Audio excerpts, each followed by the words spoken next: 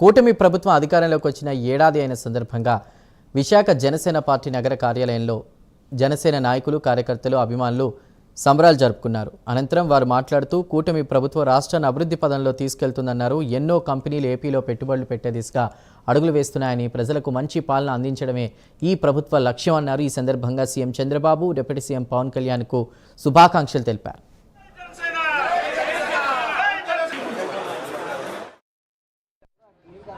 మరిన్ని మంచి పథకాలు ఏవైతే పెన్షన్ పథకం కానీ, అలాగే రేపు రానున్న రోజుల్లో రేపు 2-3 రోజుల్లో తల్లికి వందనం కార్యక్రమం కానీ, ప్రతిదీ ఏదైతే 6 హామీలు ఇచ్చారో ప్రతి హామీని నెరవేర్చే దిశగా కూటమి ప్రభుత్వం వెళ్తుంది.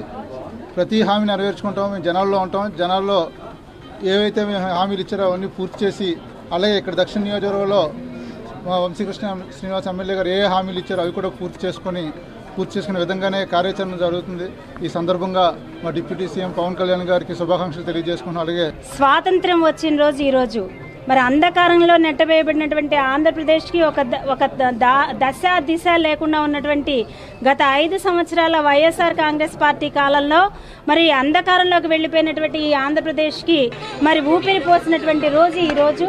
మరి ఏదైతే కూటమి ప్రభుత్వం ఫామ్ అవడానికి ముఖ్య భూమిక వహించినటువంటి నేత జనసేన పార్టీ అధ్యక్షులు పవన్ కళ్యాణ్ గారు ఉప ముఖ్యమంత్రి వర్యులుగా బాధ్యతలు చేపట్టిన తర్వాత కూటమి ప్రభుత్వంతో మరి సమ్మిళనమై అనేక అభివృద్ధి సంక్షేమ కార్యక్రమాలు చేపట్టడమే కాకుండా ఆయన పంచాయతీరాజ్ శాఖ మంత్రిగా బాధ్యతలు చేపట్టిన తర్వాత మరి ఏదైతే అడవి తల్లి బాట అనే కార్యక్రమం చేపట్టి మరి అక్కడ ఉన్నటువంటి గిరిజన ప్రాంతాలన్నింటినీ కూడా సందర్శించి డోలీ మోత రహిత ఆంధ్రప్రదేశ్గా తయారు చేయాలన్న ఆలోచనతో మరి అక్కడ సీసీ రోడ్ల నిఘాలు కూటమి ప్రభుత్వం చేపట్టింది. అందులో భాగంగా మరి ఉచిత గ్యాస్ సిలిండర్ 3 ఉచిత గ్యాస్ సిలిండర్లు ఏర్పాటు చేయడం, మరి ఈ రోజునే తల్లికి వందనం అనే పథకాన్ని ఏర్పాటు చేయడం, అంతేకాకుండా రేపటి 15వ తారీఖు నుంచి కూడా మరి మహిళలు.